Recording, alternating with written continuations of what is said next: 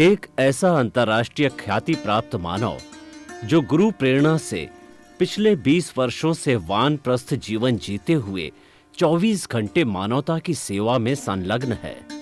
एक ऐसा मानव जो अभी राष्ट्रीय, अंतर्राष्ट्रीय टीवी चैनलों पर 7,500 एपिसोड के माध्यम से सनातन सत्य, आत्मविज्ञान एवं पुनरुत्थान, व्यवहार एवं निश्चय जगत के जीवनोपयोगी विषयों पर हृदय स्पर्शी प्रवचन कर चुका है।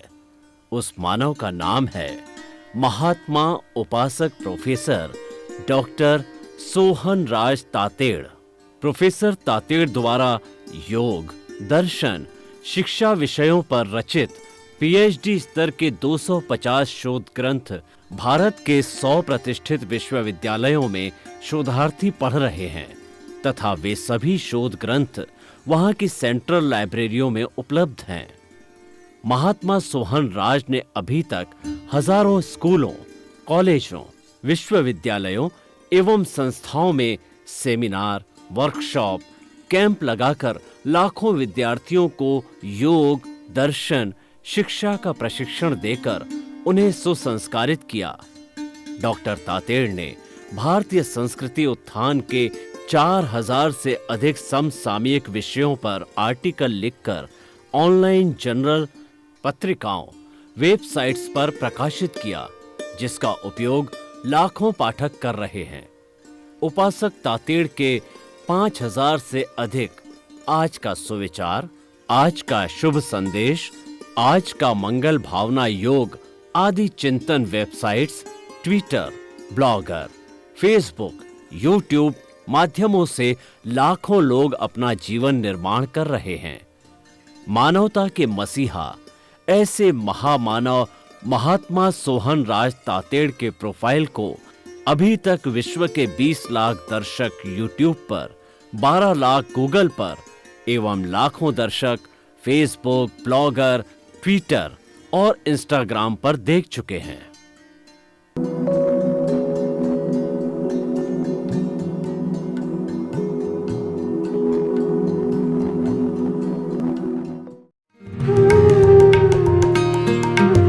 आइए, सुनिए, देखिए, समझिए सनातन सत्य। जैसी दृष्टि वैसी सृष्टि, दृष्टि विज्ञान। कुदरत, कुदरती रचना एवं कुदरत के कानून से शाश्वत सुख की प्राप्ति। जोधपुर के परम पूज्य महात्मा उपासक प्रोफेसर डॉक्टर सोहन राज तातेड़ के निर्देशन में सनातन सत्य। जैसी दृष्टि वैसी सृष्टि, दृष्टि विज्ञान।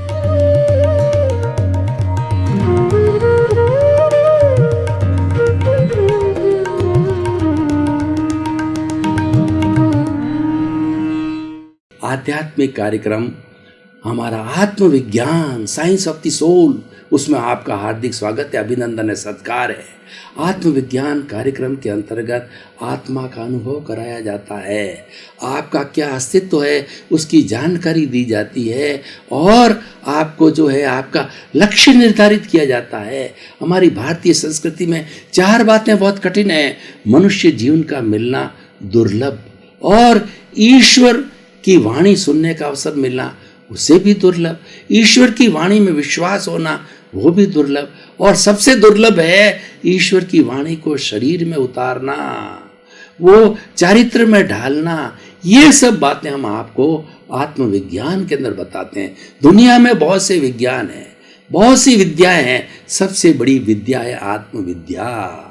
वो हम आपको देना चाहते हैं, इसीलिए इसको शुद्ध ज्ञान कहा जाता है, शुद्ध उपयोग किया जाता है, और ये प्रतिदिन अलग अलग विषयों के साथ में बताया जाता है। तो इसी क्रम से जुड़ा हुआ आज हम एक बहुत सुंदर विषय लेकर से आपसे के सामने आए हैं, आपके सामने हाजिर हुए, आपकी सेवा में आए हैं। वो है हमारा ध्यान योग। देखिए, भगवान कृष्ण ने युद्ध के मैदान में 18 दिन तक अर्जुन को निहत्थे सारथी के रूप में, यानी बिना किसी शस्त्र को रखे हुए सारथी बने, 18 दिन तक उन्होंने प्रतिदिन नई नई उनको प्रेरणाएं दी, नई नई शक्ति जगाई और सुषुप्त शक्तियों को अर्जुन को जागृत किया ताकि कि वो लड़ता रहा। अर्जुन लड़ता रहा, उसके भीतर बैठा था वो अलग था, उन्होंने भेद विज्ञान कर दिया ताकि कि उसके भीतर बैठी हुई जो शुद्ध आत्मा है उसके ऊपर किसी तरह का बंधन नहीं हो, और उसी भाव के अंदर अर्जुन मोक्ष गया क्योंकि उसको किसी तरह का पाप नहीं लगा।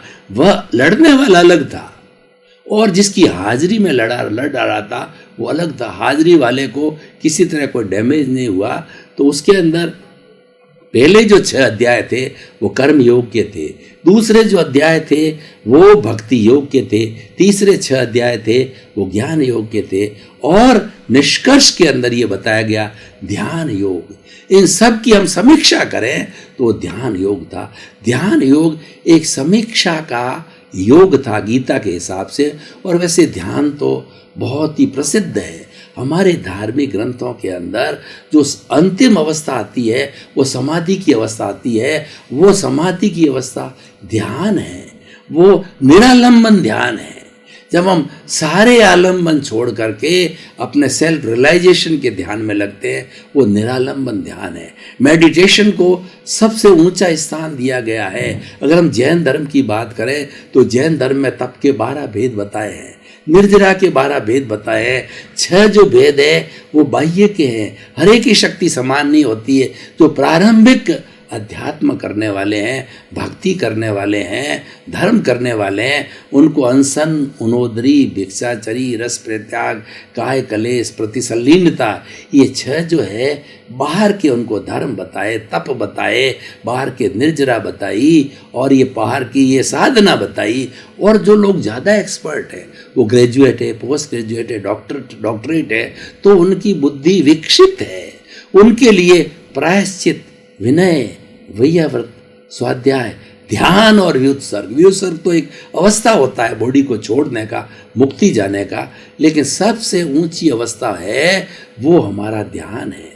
पतंजलि में क्या बताया गया है? अष्टांग योग है, एक होलिस्टिक योग है, एक संपूर्ण योग है जो कि व्यक्ति का व्यवहार शुद्ध करते करते, उसके शरीर की शुद्धि करते करते, उसके बुद्धि विचारों की शुद्धि करते करते और उसको मुक्ति तक ले जाता है। उसका नाम अष्टांग योग है। अष्टांग योग आसन प्राणायाम तक ही सीमित नहीं है, वो हमारे व्यवहार जगत को शुद्ध करके और हमें निश्चय, हमारा जो निश्चय है, हमारा मोक्ष है, उसकी प्राप्ति करना जो है वह इसका मुख्य उद्देश्य होता है अष्टांग योग। उसमें क्या बताया गया है? यम, नियम, आसन, प्राणायाम, प्रत्याहार, धारणा, ध्यान और समाधि।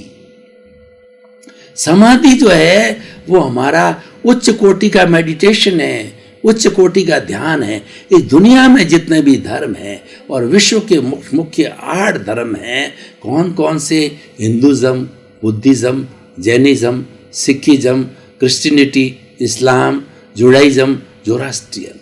इन 8 धर्मों के अंदर ध्यान को सर्वोच्च स्थान दिया गया है। सबसे उच्च साधना ध्यान की होती है, और हमारे भीतर जितनी अशुद्धि भरी पड़ी है उस अशुद्धि को देखना ये ध्यान है। कितनी बड़ी बात है कि हमारा आत्मविज्ञान, सिद्धांत के आत्मविज्ञान का ज्ञाता दृष्टा भाव।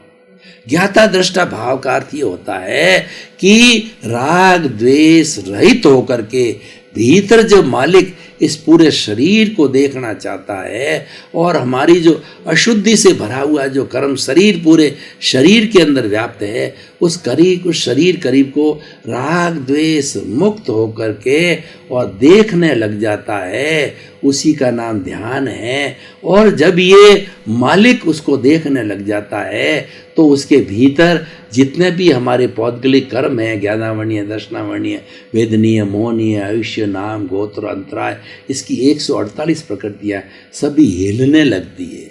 जब क्या होता है व्यवहार जगत में, हम देखते हैं कि किसी शहर के अंदर मंत्री आ जाता है, मुख्यमंत्री आ जाता है, प्रधानमंत्री आ जाता है, तो एक हलचल चालू होती है। और पब्लिक मीटिंग होती है। पब्लिक मीटिंग के अंदर आम व्यक्ति को स्वतंत्रता होती, प्रजातंत्र के अंदर अपना जो दुख दर्द हो वह मंत्री महोदय को बताओ। पुराने जमाने में राजा होते थे, ये वर्तमान के राजा है, क्योंकि प्रजातंत्र में ही हम ही उनको राजा बना के भेजते हैं, हम ही उनको चुन करके भेजते हैं, हम ही उनको अपना प्रतिनिधि बना करके भेजते हैं। तो उनका दायित्व होता है हमारे दुख दर्द का समाधान करे। तो मालिक जब हाजिर हो जाता है फैक्ट्री के अंदर, मालिक आकर के ऑफिस पे बैठ जाता है और एक ऑफिस के अंदर अफसर अपने कार्यालय में बैठ जाता है, तो जितने भी कर्मचारी है सब विजिलेंट हो जाते हैं, उनमें एफिशिएंसी आ जाती है, हर एक 100% एफिशिएंसी से काम करता है। ठीक उसी तरह से इस ध्यान योग के माध्यम से जब हमारा मालिक जो है इस शरीर के अंदर घूमने जाता है, ज्ञाता दृष्टा भाव से वो राग द्वेष रहित होकर के एक एक कोशिका के पास जाता है, तो कार्बन शरीर हिलने लगता है। देखिए कि किसी को भूत लग जाता है, भूतनी लग जाती है, तो जो मंत्रों का ज्ञाता होता है और जो विद्या को जानता है, भूत निकालने की विद्या को जानता है, जब उसको असली पकड़ आ जाती है तो उसकी चोटी पकड़ लेता है भीतर बैठते पुलिस को, जो भीतर बैठे हुए जो है भूत को। और भूत जाते हैं, क्यों जाते हैं कि भूत भी जो है एक उत्पत्ति स्थान है, भूत भी एक जगह है, मतलब वहाँ पे वो भी एक आत्मा है। अगर हमारा उससे कोई हिसाब किताब है तो हमारे शरीर में घुस करके और हमको दुख देता है, दर्द देता है और इसके अंदर घुसा रहता है, वो पागलपन की बातें करता, भूत भूतनी लगती है। तो उसी तरीके से, लेकिन जो तांत्रिक होता है उसकी चोटी पकड़ के कहता है, तब वो कहता है बाप जी जाऊं जाऊं जाऊं, भागूं, मुझे छोड़ दो, मुझे छोड़ दो। वो वादा लेता है कि मैं तुम्हें जो अभी छोड़ता हूं तुम तुरंत भाग जाओगे और हमेशा के लिए इस शरीर को जो दुख नहीं दोगे। तो वादा करते हो तो मैं तुम्हारी चोटी छोड़ूं, नहीं तो मैं तुम्हारे को कस करके और बांध दूंगा। तब वो वादा करता है, भूत निकल जाता है। ऐसे भूत निकाले जाते हैं। तो ठीक उसी तरीके से ध्यान योग के माध्यम से जब हमारा प्रभु राउंड लेने लगता है शरीर के अंदर, तो कार्बन शरीर भी पूरे शरीर में है और शरीर के अंदर 60 खरब कोशिकाएं हैं और ज्ञाता दृष्टा भाव से पूरे शरीर को देखना चलता है। राग ज्ञाता दृष्टा का अर्थ क्या है? राग द्वेष मुक्त होकर के वह शरीर में जितनी अशुद्धि पड़ी है उससे हमारा मालिक जो है न किसी से राग करता है न किसी से द्वेष करता है। समता भाव से देखने और जानने की योग्यता के साथ में मात्र ज्ञान ने देखने लगता है। तो जो भूतर भूत बैठा है, हमारा कार्बन शरीर है जो कर्मों का पुलिंदा है, वह शिथिल हो जाता है और भागने लग जाता है। ध्यान योग एक बहुत बड़ी तपस्या है। मैं आपको उदाहरण देता हूँ कि जैसे हमारा ये शरीर है एक भगोले की तरह है। हमारे पास में दूध है, उस दूध को गर्म करके उसमें चीनी मिला करके हम पीना चाहते हैं, तो गर्म कैसे होगा? वो अग्नि पर डालने पे होगा। और सीधा ही अगर दूध को हमने अग्नि पर डाल दिया तो अग्नि बुझ जाएगी और वह हमारा दूध भी खराब हो जाएगा, चला जाएगा, तो और हम वंचित रह जाएंगे। तो हम क्या करते हैं? उस दूध को भगोले में डालते हैं, भगोले में डाल करके और अग्नि पर रखते हैं। तो धीरे धीरे ज्यों ज्यों ताप लगता है, ताप लग करके आपने देखा होगा टर्बुलेंस पैदा होता है। छोटी छोटी बूंद के जो परमाणु हैं ऊपर आते हैं, 1 2 4 5 10 100 1000, और वो सारे जो है वो बुदबुदाते हुए जो ऊपर आते हैं उसको टर्बुलेंस बोला जाता है। और धीरे धीरे वो परमाणु अपनी जगह छोड़ते हैं, तो वह उसकी जगह गर्मी घुस जाती है, उसकी जगह टेम्परेचर घुस जाता है, उसकी जगह हॉटनेस घुस जाती है। तो ठीक और हमारा दूध गर्म हो जाता है। तो इसीलिए ध्यान क्या है? ध्यान एक भगोला है। जब हम शरीर हमारा एक भगोला है और ध्यान है वो ऐसी शक्ति है कि वो टर्बुलेंस पैदा करती है इस भगोले के अंदर। और इस भगोले के अंदर जो कर्म पड़े हुए हैं वो कर्म के अंदर जैसे कि परमाणु छोड़ते हैं वो जगह होती है, तो वह छिन्न भिन्न हो जाते हैं, शिथिल पड़ जाते हैं। और शिथिल पड़ करके डिसोशिएशन होता है, जिसको हम निर्जरा बोलते हैं हमारी आत्मविज्ञान की भाषा के अंदर। वो निर्जरा होती है और वह कर्म हमारे शरीर से अलग होकर के, और जितना जितना कर्म शरीर हमारे कार्बन शरीर से अलग होगा तो वह शुद्ध होता जाएगा। अब देखिए, हमारा उद्देश्य तो है कि उस कार्बन शरीर को ताप देना, सीधा ताप नहीं जाता। हमारा तो उद्देश्य है कि दूध को ताप देना है, सीधा नहीं दे सकते, भगोले के माध्यम से देते हैं। तो शरीर एक भगोला है और हमारा जो वो अग्नि है, जो हमारा ध्यान करते हैं वो अग्नि है। अग्नि उसको तपाती है और उसमें टर्बुलेंस पैदा करती है और वो शिथिल होकर के कर्म शरीर धीरे धीरे जब सुपर स्टेज का ध्यान किया जाता है एकदम शुद्ध हो जाता है। और ये अंतिम समाधि की स्टेज होती है, जिनको बहुत शीघ्र ही इस कार्बन शरीर को धुलाई करनी होती है, धुलना होता है, वो ध्यान की प्रक्रिया में जाते हैं। क्योंकि ध्यान योग के द्वारा हमारा जो ज्ञाता दृष्टा भाव है वो विकसित हो जाता है, क्योंकि वो डिस्टरबेंस करने वाला नहीं होता है। ध्यान के अंदर बिल्कुल एक आलम्बन सहित होता है, नो डिस्टरबेंस एट ऑल। और जो ध्यान किया जाता है शांतिपूर्ण जगह में होता है, साफ जगह में होता है, और एक ऐसा आसन जिससे शरीर भी अपन को परेशान न करे।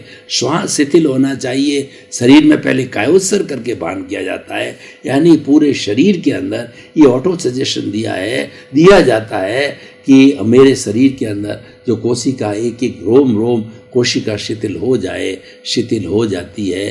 कोई अकड़न नहीं, कोई जकड़न नहीं, कोई तनाव नहीं, कोई टेंशन नहीं, कोई स्ट्रेस नहीं, कोई स्ट्रेन नहीं।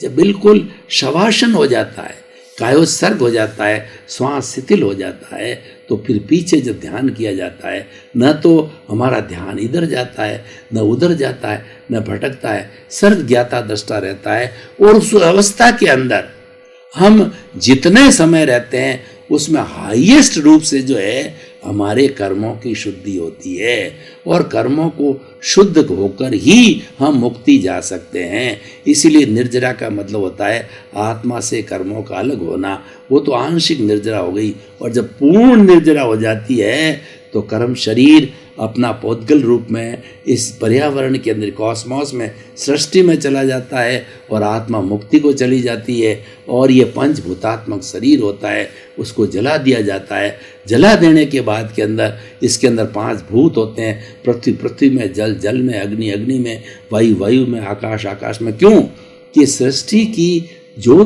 की बड़ी विशेषता है कि सृष्टि की जो भी एनर्जी होती है वो तीनों काल में एक सी रहती है, कोई एनर्जी इसकी घटती नहीं है। आइंस्टीन ने सिद्धांत दिया इस पूरे ब्रह्मांड के अंदर E=mc²।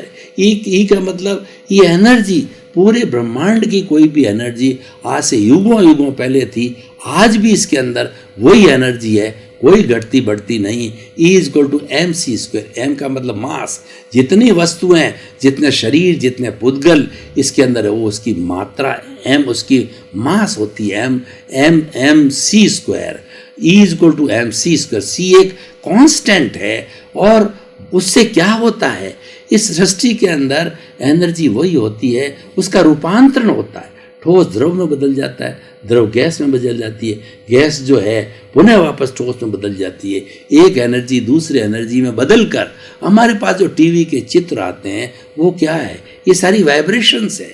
हम बोलते हैं तो हमको जो ऑडियो सुनाई देती है ये वाइब्रेशंस हैं, और हम मोबाइल से जो बात करते हैं देश में विदेश में, ये वाइब्रेशंस के आधार के ऊपर ये सारा आविष्कार हुए हैं।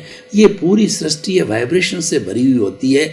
ऐसा बताया गया है कि एक परिंदा भी जब इस सृष्टि के अंदर पर मारता है तो पूरी सृष्टि हिलती है। हमारा मोबाइल का स्क्रोल देखो, स्क्रोल को धक्का देते हैं, कितना तेज भागता है, क्योंकि ये सारा सापेक्ष है और ये पूरा जुड़ा हुआ है। इसलिए हमारा जीवन सापेक्ष है। 84 लाख जीवा योनियों का जीवन सापेक्ष है। वो अकेला कुछ भी नहीं कर सकता, एक दूसरे के सहयोग से ही काम चलता है। परस्परोपग्रो जीवनाम। तो हम बात करे थे ध्यान योग की, बहुत सुंदर योग है। अब हम इसके निष्कर्ष पर आते हैं कि आखिर हम ध्यान योग की इतनी चर्चा करते हैं, इतना हमारे धार्मिक ग्रंथों में कहा गया है, तो ध्यान के लिए तो मैं पहले ही बता दिया है, कोई चीज़ का ध्यान नहीं रखोगे तो बिगाड़ होगा। टीचर को टीचर का ध्यान रखना पड़ेगा, गृहिणी को गृहिणी अपने काम का ध्यान रखे, और माता पिता अपने बच्चों का ध्यान रखे। हर एक को अपना अपना जैसी ड्यूटी है, दायित्व है, ध्यान। और आप गाड़ी चला रहे हो, ध्यान नहीं रखोगे तो एक्सीडेंट हो जाएगा। अगर आपका आमदनी कम है, खर्चा ज़्यादा कर दिया, ध्यान नहीं रखोगे, आप पे कर्जा चढ़ जाएगा और आप तकलीफ में आ जाओगे। इस तरह से ध्यान योग तो हमारे बाह्य जगत में कितनी आवश्यकता है ध्यान की, तो भीतरी जगत में तो उससे ज़्यादा इसका उपयोग होता है। क्योंकि भीतरी जगत के अंदर अगर उच्चतम साधना करनी है, किसी को उच्चतम डिग्री PhD की लेनी होती है, तो उसको बहुत पढ़ना पड़ता है, बहुत ज्ञान को एकत्रित करना पड़ता है, अपनी बुद्धि को सुपर बनाना पड़ता है, इंटेलेक्चुअल होना पड़ता है। तो आध्यात्मिक क्षेत्र में हमारे आत्मविज्ञान के अंदर सुपर बनने के लिए ध्यान सबसे बड़ा माध्यम है। और ये ध्यान एक भावक क्रिया है। ध्यान को जो है प्रैक्टिकल रूप में ये बताया गया है कि अगर हम प्रवचन दे रहे हैं और वर्तमान में जी रहे हैं और हमारा ध्यान प्योरली प्रवचन के अंदर है, तो ये सबसे बड़ा ध्यान है।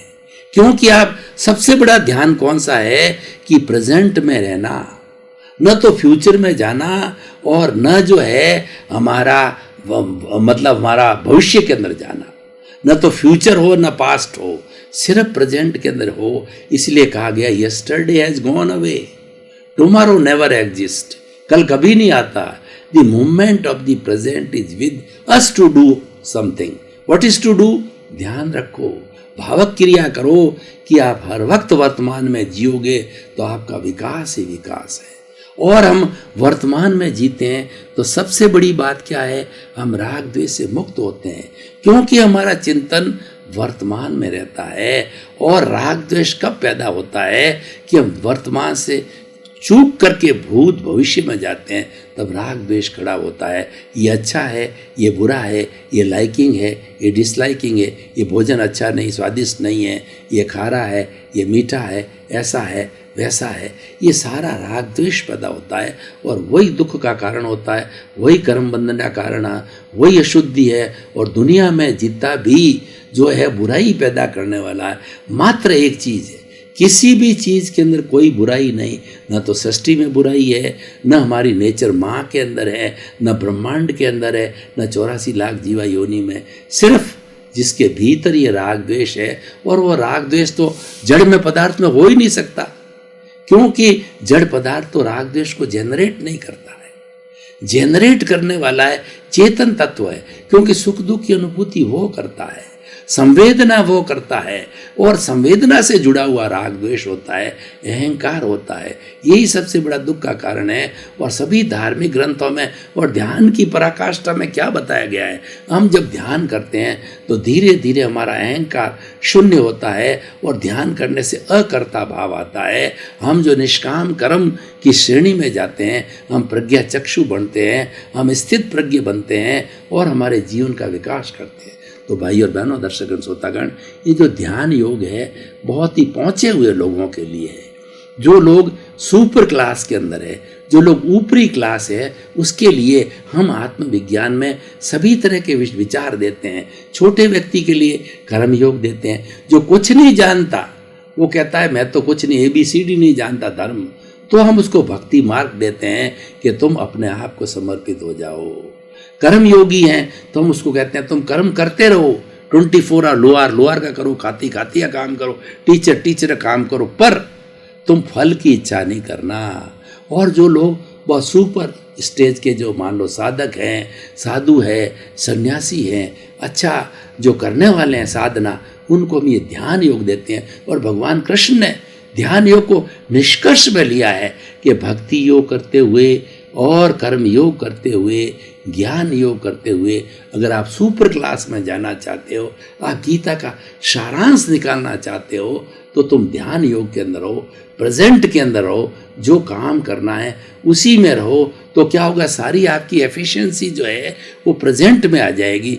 जब कोई व्यक्ति अपनी फुल एफिशिएंसी से काम करता है, तब उसको टारगेट अचीव हो रहा है। अर्जुन को जब संयम रचा गया द्रौपदी का, तो एक शर्त थी कि जितने भी राजकुमार हैं उन सब राजकुमारों को अपने अपने धनुष से एक ऊपर मछली बांध दी थी जिसकी की आँख खुली थी, और नीचे जो है एक तालाब टाइप बना दिया था, उसमें उसके जो है आँख दिख रही थी उस मछली की, और हर राजकुमार को बोला गया, पूछा गया, क्या गया, अपना अपना जवाब दिया। अर्जुन ने अपनी सारी शक्तियों को वर्तमान में केंद्रित किया, वो ध्यान योग के अंदर चला गया। अर्जुन तो बहुत पहुंचा हुआ था, उसने कहा मुझे कुछ नहीं दिखता है, मुझे तो जो परछाई दिख रही है, मछली की आँख की परछाई दिख रही, उसको भेदना है, न इधर दुख दिखता है न उधर दिखता है, मेरे को तो सिर्फ जो उस मछली की आँख जो भेदनी दिखाई देती है। और उसने सारी शक्तियों को जागृत करके, शक्तियों को एक जगह इकट्ठा करके और उस मछली की जो है आँख को भेद दिया। और उस समय में द्रौपदी का विवाह जो है अर्जुन के साथ में हुआ, और सभी राजकुमार डिफीटेड हुए और एक ही राजकुमार के साथ में विवाह बना था। तो मेरे कहने का अर्थ होता है कि भाई और बहनों, आपका बहुत बहुत धन्यवाद। हमारा ये साइंस ऑफ द सोल, आत्मविज्ञान है, आपको प्रतिदिन ऊंचाई में ले जाएगा। ऊंचाई किसकी? सेल्फ रियलाइजेशन की, आत्मनिरीक्षण की, आत्म परीक्षण की, आत्म प्रशिक्षण की। और मैं कौन हूँ इसके अस्तित्व की जानकारी करने के लिए दुनिया में सबसे जो कठिन काम है, अपने आप को जानना, अपने आप की जानकारी कराने वाला आत्मविज्ञान है। आप देखते रहिए, इसका आनंद उठाते रहिए। आपका जीवन आनंदमय हो, धन्य हो, मंगलमय हो, आपके प्रति मंगल।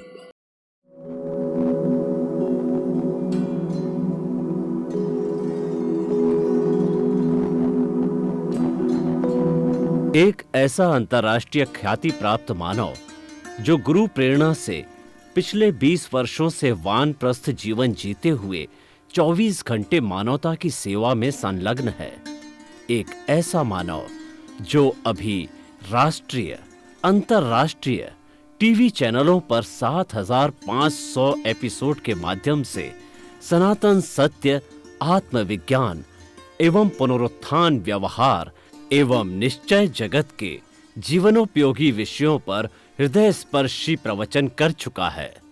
उस मानव का नाम है महात्मा उपासक प्रोफेसर डॉक्टर सोहन राज तातेड़।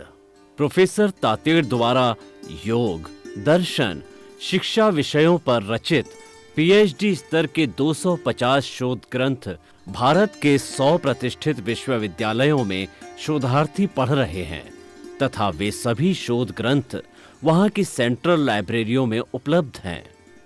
महात्मा सोहन राज ने अभी तक हजारों स्कूलों, कॉलेजों, विश्वविद्यालयों एवं संस्थाओं में सेमिनार, वर्कशॉप, कैंप लगाकर लाखों विद्यार्थियों को योग, दर्शन, शिक्षा का प्रशिक्षण देकर उन्हें सुसंस्कारित किया।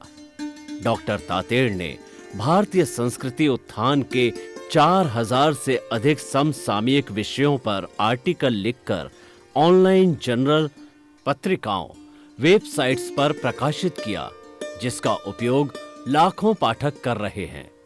उपासक तातेड़ के 5000 से अधिक आज का सुविचार, आज का शुभ संदेश, आज का मंगल भावना योग आदि चिंतन websites, Twitter, blogger, Facebook, YouTube माध्यमों से लाखों लोग अपना जीवन निर्माण कर रहे हैं।